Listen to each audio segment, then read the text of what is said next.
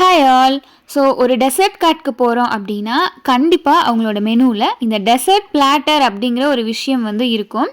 So நான் வந்து இன்றைக்கி வீட்டிலையே சிம்பிளாக ஒரு டெசர்ட் பிளாட்டர் தான் பண்ணியிருக்கேன்.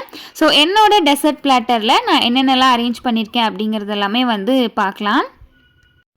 நம்ம ரெடி பண்ண ப்ரௌனியை சின்ன சின்ன பைட்ஸாக கட் பண்ணி வச்சுட்டேன்.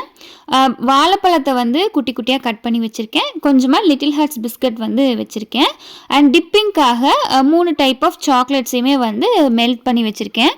இது இல்லாமல் நம்ம வந்து ஸ்ட்ராபெரிஸ் கட் பண்ணி வைக்கலாம். அப்படி இல்லைன்னா மார்ஷ்மெலோஸ், அப்புறம் சின்ன சின்னதாக பேன்கேக்ஸ் மாதிரி கூட ரெடி பண்ணி வைக்கலாம்.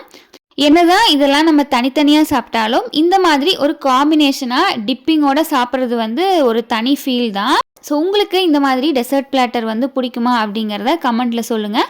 அண்ட் இந்த மாதிரி வேறு என்ன டெசர்ட்லாம் பண்ணலாம் அப்படிங்கிறதையும் கமெண்ட் பண்ணுங்கள்.